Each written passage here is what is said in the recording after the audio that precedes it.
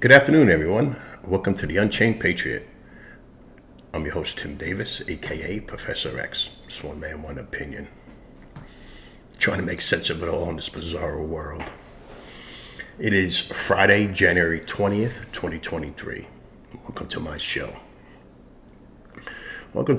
Today, I'm going to talk a little bit about the Bill of Rights and the Second Amendment.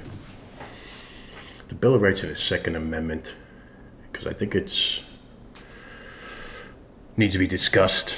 ATF is making threats on people. They have 120 days to come forth with this unconstitutional things. And anyway, I'm not going to get into that.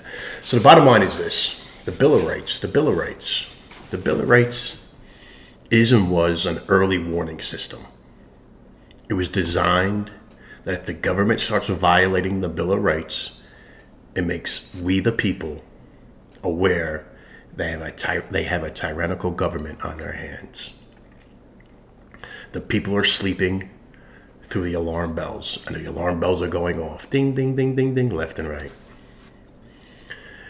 And at the time it was enacted, the Second Amendment applied to all types of arms, and was specifically intended to guarantee that private citizens could never be outgunned by the government.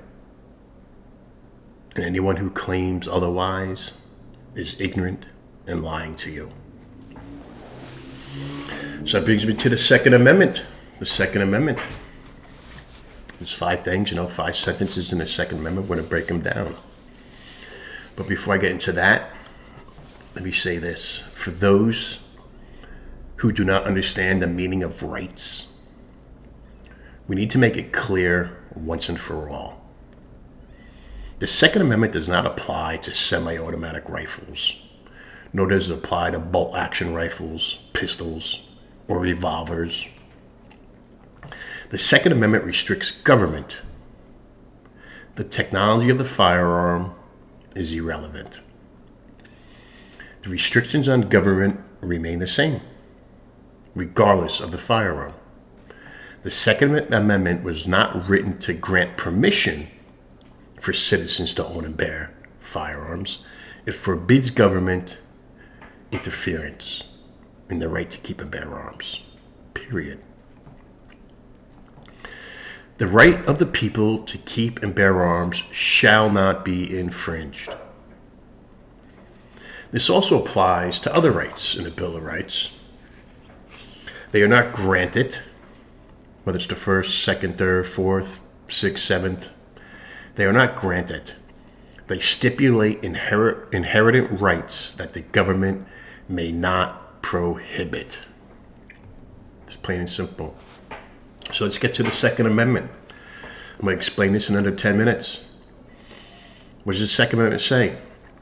A well-regulated militia being necessary to security of a free state, the right of the people to keep and bear arms shall not be infringed. That's what it says. So let's break it down. 1, a well-regulated militia. A militia, when properly formed, are in fact the people themselves, whose ability to act in both personal and common defense must be well maintained. 2, being necessary to the security of a free state. Secure and personal liberty, the state of being free, and the governance of a free people, the state securing the rights of a free people. 3, the right of the people, the whole of the people, an individual right, independent of government. 4, to keep and bear arms, to own and carry arms of whatever type necessary to effectively provide for personal defense and defense against tyranny. And 5, shall not be infringed. Shall not be limited, regulated, federally excessively taxed, or encroached upon in any manner. Those are the 5 things that the Second Amendment says, and that's after reading the Federalist Papers, Anti-Federalist Papers. They break it down, the Founding Fathers, and that's how it is. You don't need to be a lawyer, constitutional scholar, a Supreme Court justice. It says it right there in layman terms for like a 10th grade educated person to understand, 4th grade. So there's 2 things I must add on to this, 2 more things. For these gun grabbers, these anti-liberty people, these liberals, these globalists, whatever you want to call them. 2 things. 1, if you cannot see the tyranny in having a gun ban enforced by men with guns, then you fail to understand why the Second Amendment was written in the first place.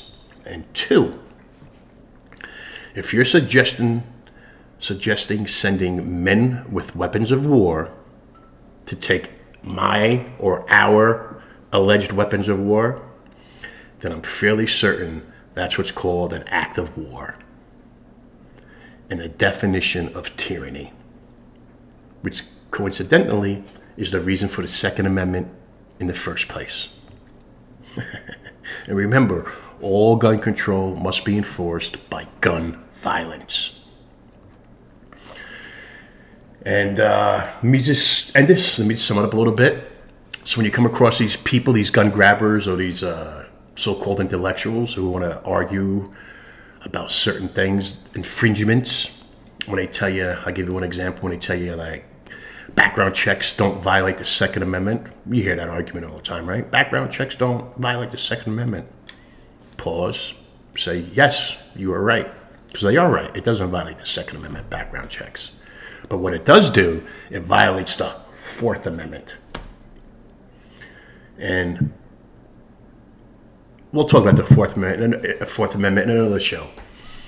So that's basically it in the Second Amendment in layman terms, summing up in under 10 minutes. So please give a thumbs up, hit like, hit subscribe, hit the notification bell for shows like this to continue moving forward. And I'll just say it like this, plain and simple. The first day of the end of the Second Amendment will be the first day of the Second American Revolution.